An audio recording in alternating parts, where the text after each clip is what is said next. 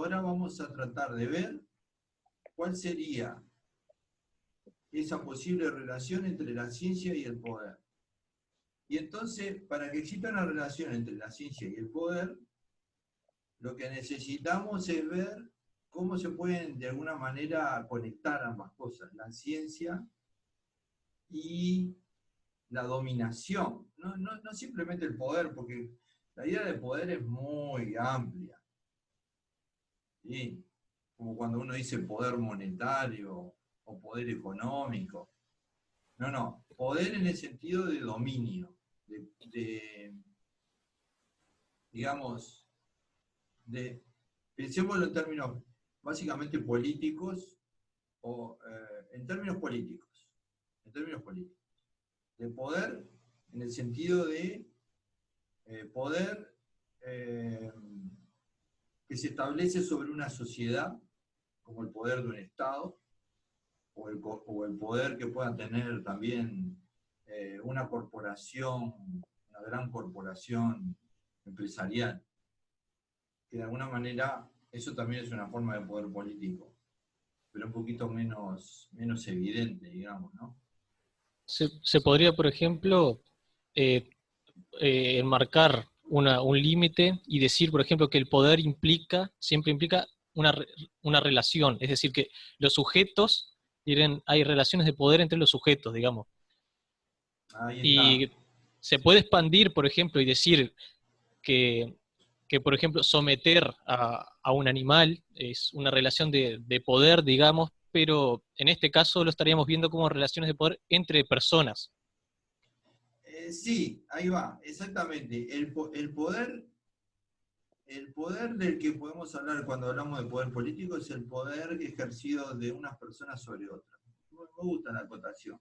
Pero, ¿qué pasa? Vamos a comparar con el poder que pueda la propia ciencia ejercer, porque ejerce cierto poder, ejerce un poder sobre la naturaleza, en el sentido de que la puede modificar, tomarla como objeto de estudio. Bueno, sin embargo, hay un punto en el que podemos lograr, ver una intersección.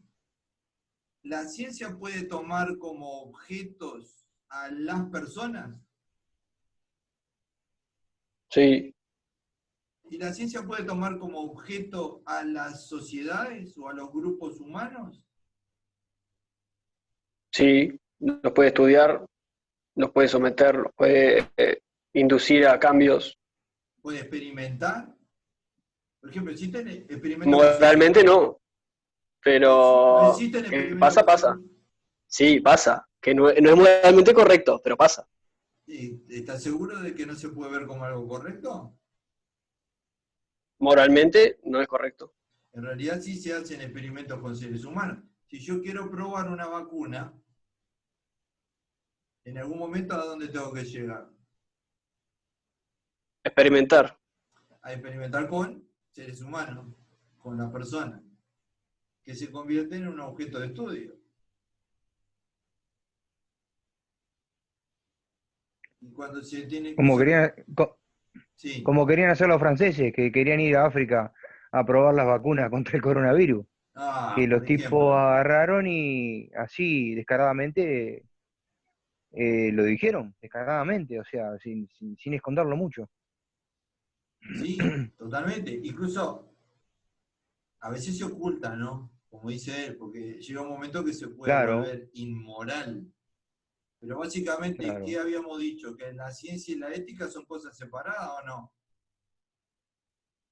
Entonces, si un científico se pone a hacer experimentos inmorales con un ser humano, él en la parte moral no la ve, como científico, quiero decir, ¿no? Si actúa como mero científico, no puede probar, por ejemplo, qué efecto tiene el frío sobre el cuerpo humano. ¿Hasta dónde? ¿Hasta que se muera el objeto de estudio? Eso Seguro. se hizo en la Alemania nazi. Bueno, en la Alemania nazi, digamos, ahí tenemos el caso, un caso claro, en el que un científico está totalmente hace una actividad que resulta totalmente compatible, sea lo que sea la compatibilidad de la que estamos hablando, con el poder político existente, con el poder del Estado. El Estado lo autoriza a que experimente con la hipotermia de los seres humanos hasta matarlos, y él, ¿qué hace? Lo hace. Y lo hace, y desde el punto de vista científico, ¿se obtienen resultados o no se obtienen resultados? Y tiene una medición. Se mide, se registra. Hay gente que se está muriendo, pero vos medís, se registra. Y también hicieron otros experimentos, por ejemplo, en cámaras de descompresión, para probar qué pasaba cuando el aire va sacando de una cámara, ¿no? Va sacando el aire y va descomprimiendo el ambiente en el que está el sujeto, el objeto, porque allá el ser humano ese lo está tratando como un objeto. ¿Para qué se hacían esos experimentos? Para saber qué le puede pasar a un piloto si vuela a grandes alturas. Y más. O sea, cuando los nazis en el proyecto llamado Action 4, eliminaron a los enfermos mentales, porque llegaron a la conclusión que ellos tenían una idea que venía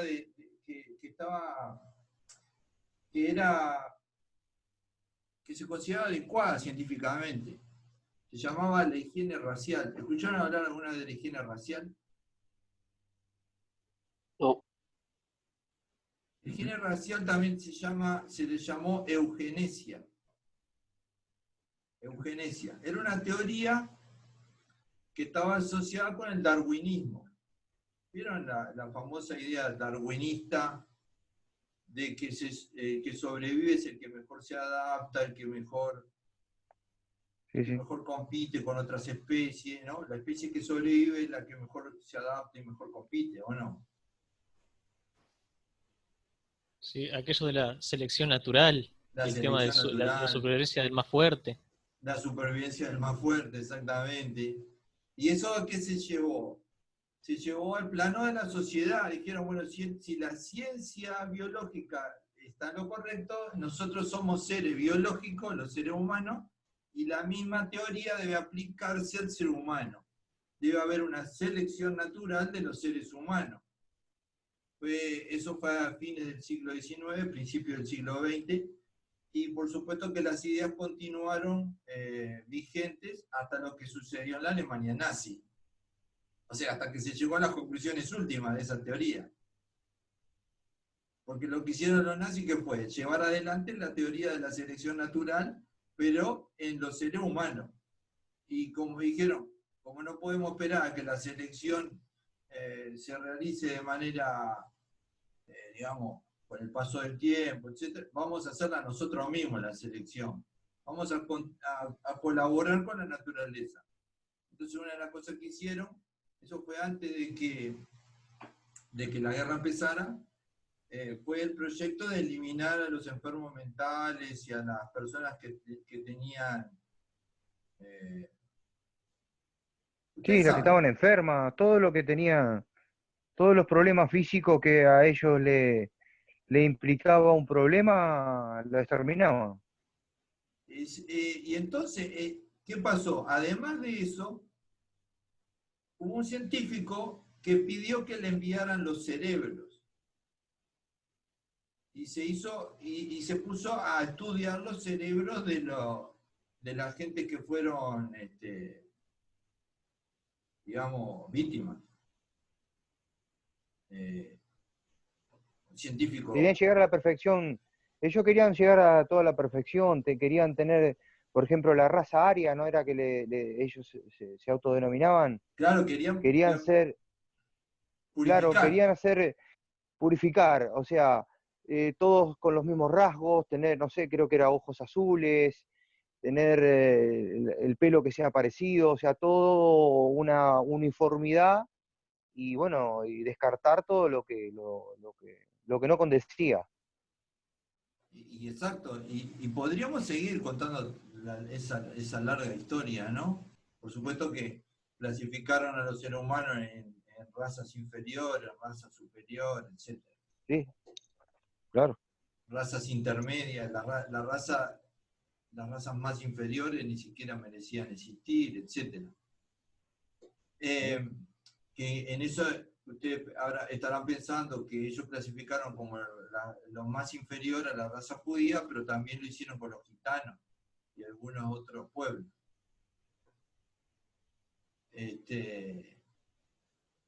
Bueno, eso sería una posibilidad en la que ustedes pueden ver que la ciencia se hizo de alguna manera cómplice, pero no solo cómplice, se hizo partícipe del poder estatal en sus abusos. Porque claro, si el poder estatal es inmoral y la ciencia por sí misma no tiene coordenadas morales, perfectamente la ciencia puede ponerse al servicio de un poder inmoral, si le faltan las coordenadas morales. Lo que se necesitaría en ese caso sería una ciencia que tuviera una moralidad de alguna manera en su construcción. A lo largo de la historia, también el ser humano ha tomado como ejemplo a las razas animales. Entonces, ¿qué pasa? En el mundo animal, el macho, por ejemplo, el animal macho que cumple una función dentro de una familia, en una manada, nosotros como seres pensantes también adoptamos esa forma y bueno, o sea, se ve el machismo, se ve la posición del macho dentro de la sociedad, se tomó como ejemplo a nosotros que somos seres pensantes.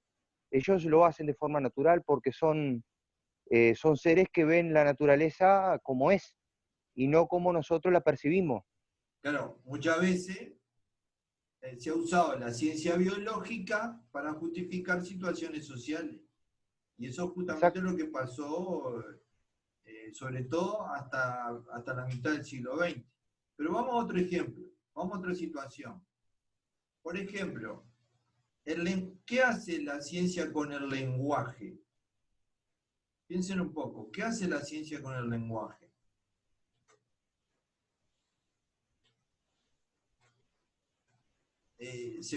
¿Incluye poesía la ciencia?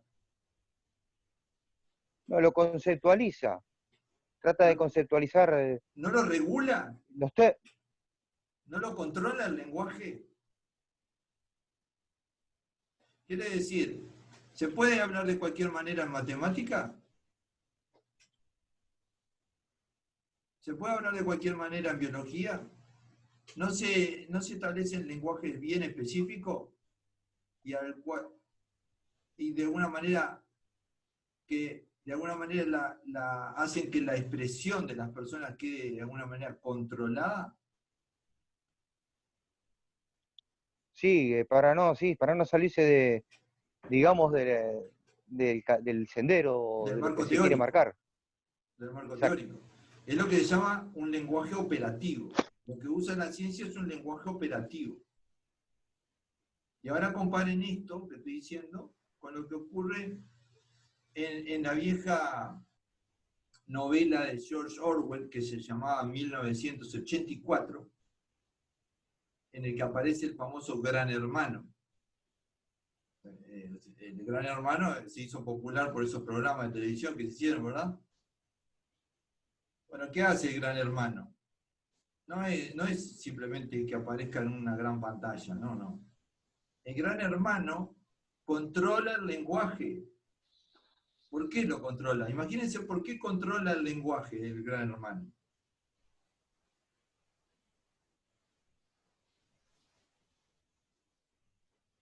Porque es el modelo a seguir, porque es lo que se quiere mostrar.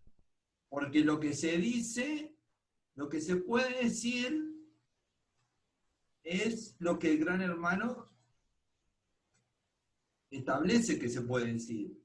Y lo que no se puede decir, ni siquiera hay una palabra para decirlo. ese es el asunto. Si se controla el lenguaje, se controla el pensamiento. Entonces, ¿qué decía un famoso filósofo alemán? Bueno, no importa el nombre. Que la ciencia puede ponerse al servicio de un totalitarismo en el lenguaje, para crear un lenguaje único, operativo, no en el sentido de que la gente no pueda decir otras cosas fuera de ese lenguaje, sino que todo lo que se diga fuera de ese lenguaje es despreciado o se considera de menor importancia. Y entonces, si se crea un lenguaje único, oficial, por decirlo de un modo, entonces también se crea un pensamiento único y se controla el pensamiento. Él decía que la ciencia, al darle prioridad a un lenguaje operativo, también crea las condiciones para una sociedad mentalmente controlada. No sé si me expliqué lo que quiero decir.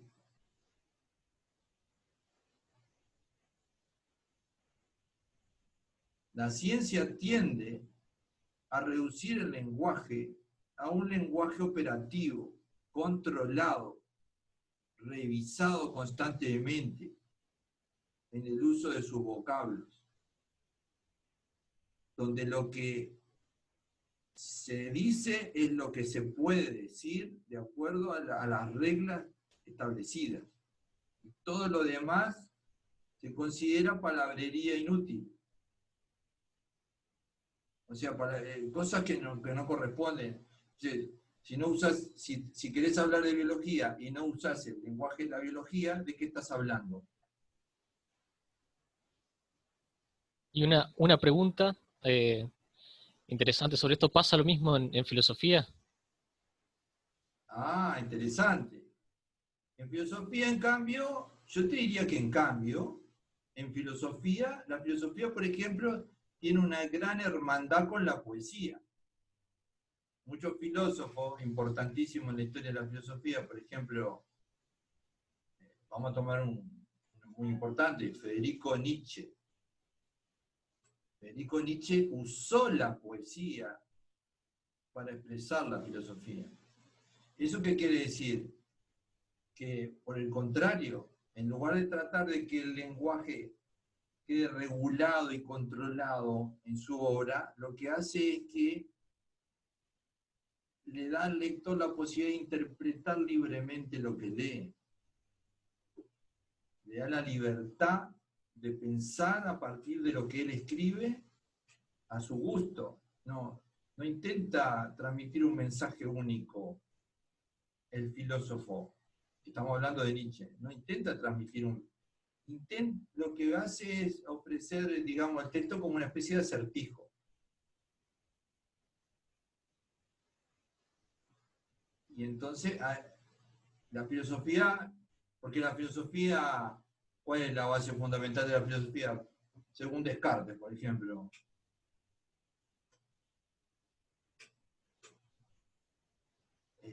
La libertad de pensamiento. ¿Se puede filosofar, pensar libremente sin valorar la libertad de pensamiento? Y la tendencia de la ciencia por lo general es a bloquear esa libertad al crear un lenguaje operativo. Es una tendencia con la cual hay que tener cuidado, simplemente. Pero que es una tendencia útil. Porque si yo hablo de cualquier manera en matemática, ¿queda establecida bien la matemática? Y no. No se puede. Es muy preciso el lenguaje que se necesita en matemática. Pero si todos pensáramos usando un lenguaje parecido al matemático, nuestra libertad de pensamiento terminaría. La matemática enseña a razonar, pero no a hacer un uso libre del pensamiento. La matemática, a menos que seas un investigador matemático y estés vos mismo creando el lenguaje matemático, lo cual es el privilegio de pocos. siempre hay que contrastar, ¿no? Siempre hay que contrastar. Pero otro dato, a ver, déjenme pensar. Quedan 7 minutos. Bueno, a ver, por ejemplo, a ver, por ahí tenía anotado algo yo. Acá, esto. Una de las cosas que se pretende en ciencia es predecir, es controlar las variables en un experimento o en la realidad. Si yo quiero que un lanzamiento de una nave espacial sea exitoso, yo tengo que controlar todas las variables del lanzamiento y tener una predicción clara de con qué velocidad despega, hasta qué altura va a llegar, cómo va a acoplarse con la Estación Espacial Internacional, cuántos segundos se va a tardar o minutos se va a tardar el acoplamiento, qué cantidad de aire, qué cantidad Eso, de... Sí, eso es especulación empírica, o sea, una especulación llevada a la práctica para tener los valores graficados en la realidad. Y la filosofía, como lo decía uno de los posteos tuyos, es una especulación a raíz de acerca de las cosas que puede ser infinita. En ese sentido, la ciencia especula y lo lleva a cabo de todas las formas posibles para medirlo. No sé, se me ocurrió eso. sí, muy bien. La especulación existe ahí, existe limitada ¿por qué? Porque especula hasta donde es posible predecir. O sea, especulación lo digo como hipótesis, ¿no? Sí, Eso, claro, claro. claro. Pero ¿por dónde viene la mano? Que un elemento fundamental de la aplicación de la ciencia es el control de los resultados. Que yo, una vez que establezca el diseño de una máquina o el diseño o cualquier diseño dentro del campo de la ingeniería, de la química, de cualquier aplicación científica, que yo sepa cuáles van a ser los resultados. Si yo hago máquinas que fabrican Hay galletitas... excepciones igual. ¿Mm? El caso de los fenómenos atmosféricos, por ejemplo, hay la ciencia, la meteorología, en tanto ciencia busca predecir, pero no predecir un tornado, por ejemplo, o ciertos tipos de fenómenos, no es posible. Ahí tenemos, ese caso es el caso en el que la ciencia parece ser menos desarrollada Por ahora. o que no logra bien ser eficiente en el sentido científico. ¿Por qué? Justamente porque esperamos que la ciencia controle los resultados, prediga totalmente lo que va en la medida de lo posible lo que va a suceder. Y entonces, fíjense si cuando hablamos del poder, de la dominación, el ejercicio del poder y de la dominación no implica lo mismo. El control, el tener dominio sobre los resultados. No sé si me expliqué. El control, el dominio perfecto es aquel que no necesita de amenaza. Aquel que no necesita ni de premio ni de castigo. Es un control en el cual, el poder total, el control total, en el cual... Donde la persona está siendo oprimida sin saberlo. Donde la opresión ocurre de manera automática, por decirlo de un modo. De manera automática. El oprimido forma parte del sistema creado por el sistema opresor. O sea, el oprimido está totalmente integrado en el sistema opresor, está de tal manera integrado en el sistema opresor que simplemente funciona como parte de él sin ocuparse de sin ser consciente. Ahí va, sin llegar a poder ni siquiera ocuparse de si es libre o no. Y entonces, ahí viene el peligro. Sí. en las cosas que suceden en el día a día. Uno, por ejemplo, está en un lugar y ocurre una injusticia, no sé, en un banco, se te cuelan, cualquier cosa. Y hay algo que te impide hablar, que no sé qué es, que te dice que, no sé, no pelees por esto, callate, quédate quieto, ese tipo de cosas. O sea, Lo tenemos reconocer que adentro, hay, lo llevamos adentro. ahí va, reconocer que hay elementos de Sí, opresión que incluso son inconscientes y que se están son ejerciendo inconscientes, seguro, continuamente. con todo el tiempo, a toda hora. Bueno, pero y acá viene la cosa, ¿no? Y con esto concluiría más o menos. Si la ciencia se pusiera al servicio del control total, sería la herramienta perfecta para lograrlo. Porque justamente uno de los objetivos de la ciencia es el control. Control, la predicción, el Eso conocer ya está pasando, perfectamente profe. los resultados. No. De alguna manera puede estar sucediendo, ¿verdad? Imagínense que las investigaciones psicológicas sean usadas para poder controlar a la gente. Y de alguna manera ya se está haciendo también, o ya se hizo. Sí, claro. Existió una rama completa de la psicología, ya me quedé sin tiempo, que se llamaba conductismo, que justamente trataba de predecir las conductas humanas. No tuvo un éxito total, pero si lo hubiera tenido, hubiera sido terrible. La publicidad en la ¿Quién dice televisión que no lo tenemos?